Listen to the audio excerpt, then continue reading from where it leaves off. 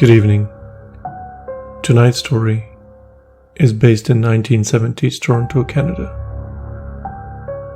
Mark and Jenny were searching for their new home. As their family had grown, it was time for them to move, as Mark, being a truck driver, could not sleep on sofas any longer, especially after his long shifts on the road. Mark used to love his job, and he was in the trucking industry for a very long time. That's all he ever did since he left high school. Icy roads in Canadian winters were hard, but it was what he loved doing. Jenny, on the other hand, was a full-time mom to 3 beautiful kids and a housewife. Their kids were Eleanor, Gavin, and Rupert. They were looking for a 4-bedroom house, so at least each kid will have their own separate bedroom. A lot of searching went into it, and they viewed quite a few houses. None of them really stood out. One morning, as Jenny sent off the kids to school and waved goodbye to the school bus, she came back home to her phone ringing. She answered it, and it was the realtor. He told her that there was one house that had just come up on the market and would be available to view that afternoon.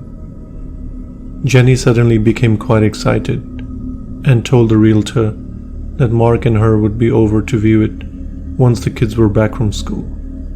Mark came back early that day, and they all went to view the house. They pulled up to its drive, and the realtor was waiting for them in his car.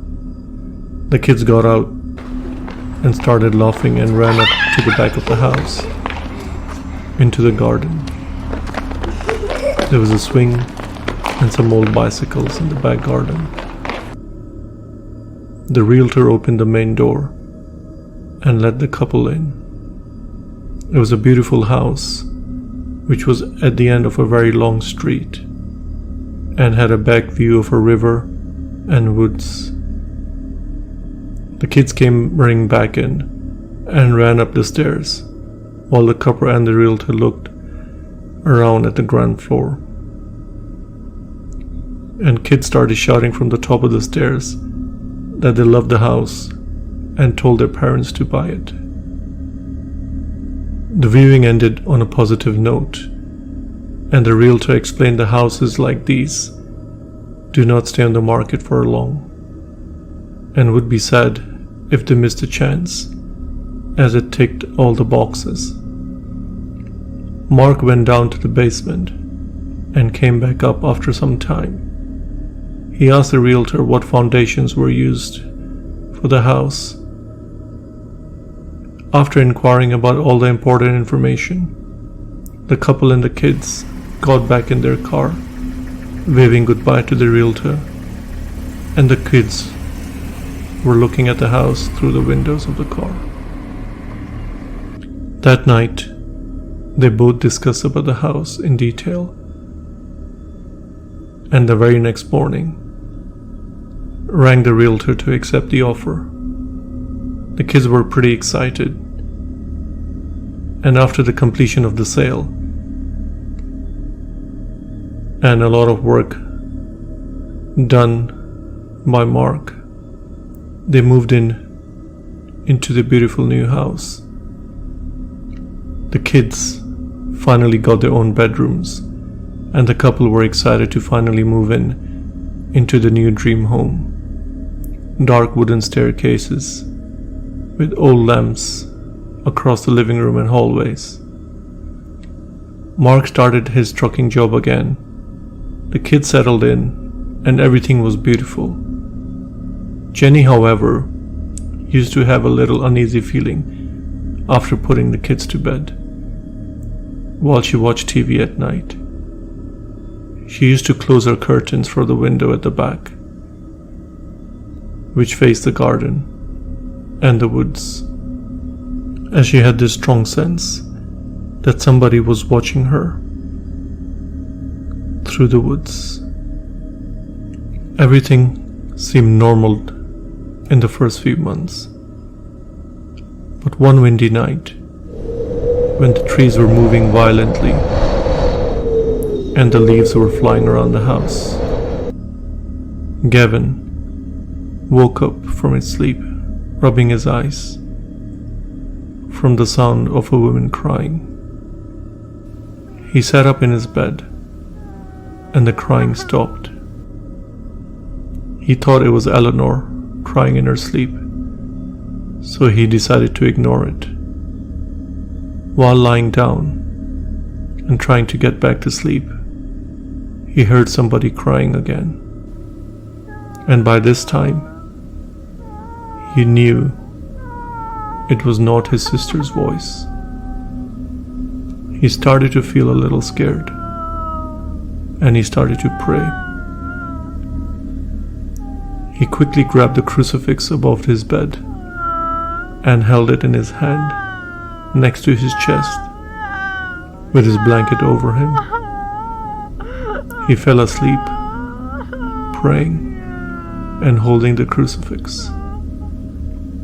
The next day, Jenny started to clean the house and found a bunch of hair on the corner of the basement door. She picked it up, and there were long dark hair, unlike hers or her daughter's, as they were both blonde. Even though this startled her, as they were just one bunch in a corner, she ignored it and threw it in the bin. That very same night, when she tucked the kids into bed, she came down to the kitchen and started doing the dishes. She looked up from her sink and the window opposite her. She felt a really creepy feeling again, as if somebody was watching her through the darkness of the woods. She quickly did the dishes, closed the curtains of the window, and ran back upstairs. One night, Mark came home early in the evening, and they all had a rare family dinner together. The kids spent some time with their dad and then went to sleep.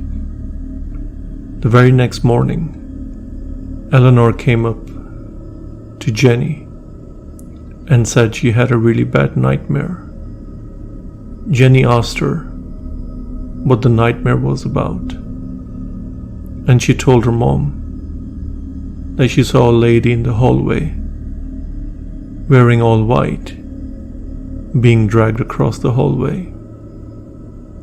Jenny hugged her daughter and told her it was just a nightmare, but deep down inside, Jenny now knew that this house harbored something more sinister, something really evil.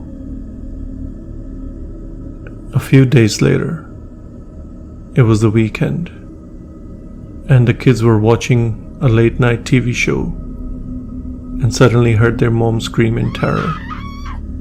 The kids ran up to her, and she was in the basement stairs, standing there, staring at the scratch marks on the walls and blood splatter. One of the kids also picked up 2 broken teeth lying on the stairs. Jenny called Mark's office and left a message for him to get home right away. Mark was out on a faraway trucking job to deliver food. That night, kids and Jenny slept in the same room because of how terrified they were. The scratch on the walls, the broken teeth, and the blood splatter, which Jenny cleaned later, was all they could think about. They all prayed that night and slept with lights on. Mark got in early that morning, and by this time, everyone was fast asleep.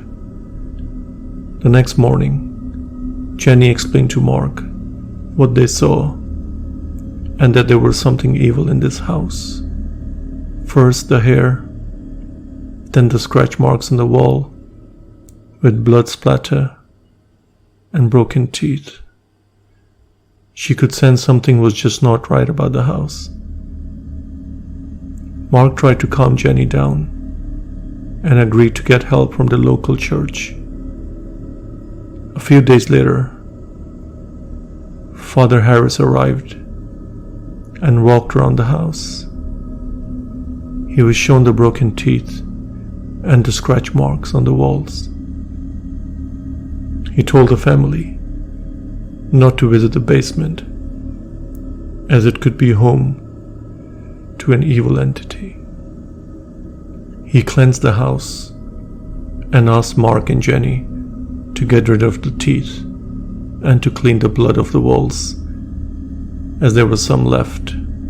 Many nights passed. Nothing happened. But then one night, Mark was sleeping when he heard a distant cry of a woman. She was crying for help. Mark looked at Jenny, who was fast asleep next to him.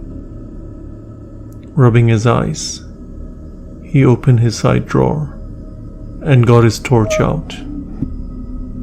He got up quietly, as he didn't want to wake her up. He slowly got his gown, put it on him, as it was a cold winter night. Mark opened up his bedroom door and walked into the hallway, which had old lamps dimly lit. He could hear the cries a little more now, but still could not make up where they were coming from. He slowly walked down the stairs, but the old wooden stairs were making a creaking noise. He then put his ear next to the basement door and could now hear a woman crying down in the basement. He went into the kitchen and got the hidden keys of the basement door. His hands were shaking, trying to put them in the keyhole. He opened the door and used his torch to walk down the basement stairs. His heart was now racing. The basement stairs were making an even louder creaking noise. So he doesn't wake his family up, he closed the door behind him. Now, it was just Mark in the dark basement with his torch. He got to the basement and could now hear clearly a lady crying in pain, asking for help. He tried to locate where the sound was coming from and found an old rug on the ground. He went on his knees and put his ear onto the ground on the rug and was suddenly shocked as he could hear a lady crying underneath the rug. He pulled off the rug from the floor and found a wooden door which opened upwards, but it had chains on. He undid the chains and went down further into the room below the basement. When he finally got to the room, his eyes opened up in horror. There were 3 women chained up to the walls. 2 of them had duct tapes on, but one of them had her duct tape come off slightly And this is what Mark could hear as she was screaming as loud as she could. By this time, Mark was trembling, seeing the three women chained up and bleeding. He tried to calm them down the best he could. Mark knew that he had to act now. He had to act before anything worse could happen. He reached out into his gown's pocket and pulled out a duct tape and tied it strongly around one of the women's mouth, whose duct tape had come off. He then quickly double duct taped the other two. Mark then lied on the floor with his head on the lap of one of the women, while her tears fell on his face. He started to laugh, a little and a little more, until he could not stop laughing, while the three ladies carried on crying. The house was never haunted. Mark was a serial killer for decades. He had murdered over 200 women across Canada during his trucking job. However, he wanted something more than just killing this time. He wanted to bring them into his world, to kill them as and when he gets the urge. So he decided to buy a bigger property and worked on this room underneath the basement for 2 months before his family moved in. And this is the reason he asked the realtor about the foundations of the house. When Gavin heard a lady crying, it was Mark bringing one of his victims home into the basement. When Jenny found dark hair at the basement door, it was Mark who had pulled the lady's hair trying to grab her by her head, and a bunch fell on the floor in the dark. Well, Eleanor had a nightmare about a lady being dragged across the hallway. She was sleepwalking and saw Mark dragging a lady back down who had her mouth duct taped and tried to run up the stairs, running away from Mark. Eleanor, after seeing this, as she was sleepwalking, went back to her bed and carried on sleeping until she got up next morning, thinking it was a nightmare.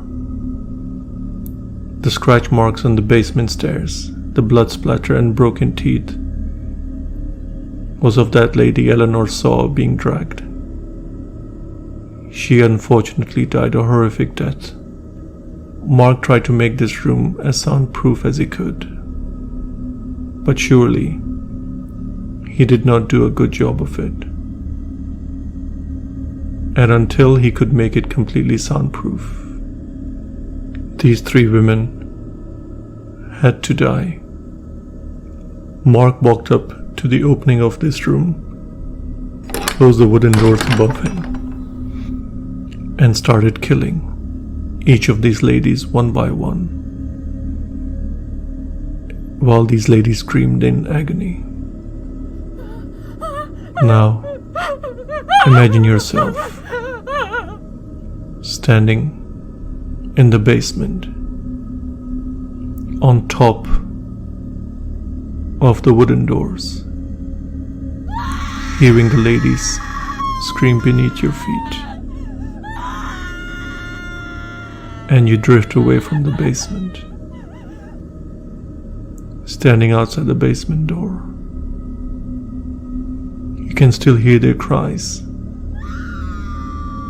but very softly, and the screams getting further away as you drift outside the house. Now you can hear the leaves, the wind, along with their screams. You're now standing outside the house, looking at it, and you can see Mark from the basement window, looking back at you. Good night.